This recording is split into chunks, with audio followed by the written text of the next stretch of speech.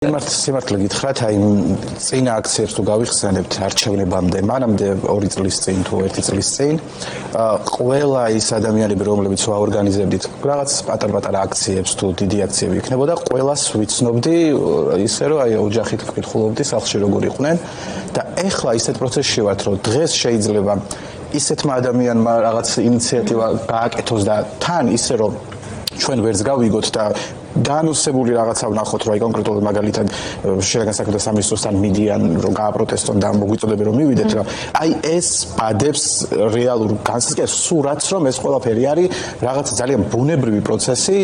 რომელსაც აი რომც გინდოდეს, აი ხა მე რომ ვთქვა, რომ ხალხო მოდით აქციაზე არ გავიდეთ, ანუ შუშანამ რო თქვას, ანუ ვიღაცა სხვამ, ეს ვერ იმოქმედებს, იმიტომ რომ ის ადამიანები მაინც გავლენ და საერთოდ არ აინტერესებთ მე იქ რას ვიტყვი გავალ თუ როგორ კომენტარს გავუკეთებ რუსთაველის გადაკეთებას. ამით იმის თქმა მინდა, რომ ახალი ადამიანები გაჩნდნენ და რაც ყველაზე მეტად ეტყობა პროცესს არის ის, რომ სტუდენტების გააქტიურება, იმიტომ რომ აი ხა ამდენი ხანი ადამიანები, ბავშვები, ნუ სტუდენტები ღამეებს ათენებენ, ახალგაზრდები და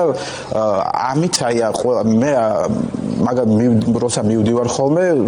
არ ვიცი ხოლმე რა ვუთხრა, იმიტომ რომ ძალიან ბევრი ღამეები გვითენებია და ვიცი ეგ როგორ სირთულეებთან არის დაკავშირებული. ამ ადამიანებს არ აქვთ ეგრო, აი რაღაცა ძიმე რაღაცა და რა გიქვა, პირიქით სრულად აქვთ გააზრებული რატომ აკეთებენ, სრულად აქვთ გააზრებული რას აკეთებენ და ისიც გააზრებული აქვთ რა შედეგს ელიან ამ ყველაფრის მერე. და ეგ არის ყველაზე მნიშვნელოვანი, ეგ არის რაც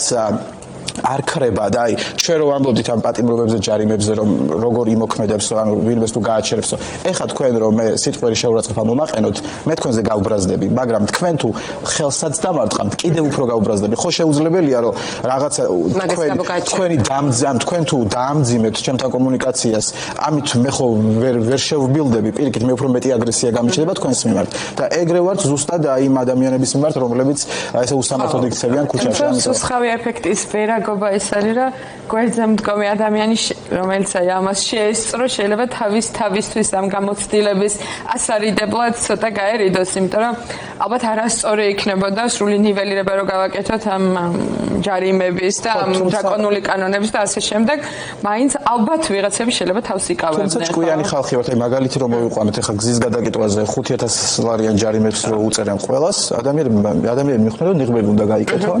და ადაპტაცია და ამით ისინი თავს არიდებენ ამ ჯარიმებს და ანუ იმის თქმა მინდა რომ 5,000 ლარზე კი არ არის საუბარი, ყოველთვის გამოინახება რაღაც გზები, რითაც შეიძლება ფრონტის წინახაზე არ იყო, მაგრამ აი უკან ზურგში დგომით იმაზე მეტი გააკეთო ვიდრე პირადად მე, იმიტომ რომ მე შეიძლება იზოლატორში წამიყვანო, მაგრამ შენ რო დარჩები, მინიმუმ ინფორმაციას გაიტან, ადამიანებს გააგებინებ, მეგობრებს მოიყვან აქციაზე და აი ამით იმაზე მეც გააკეთებ ვიდრე მაგალითად მე იქ წინახაზე რაღაცას ვაკეთებ. საკუთარი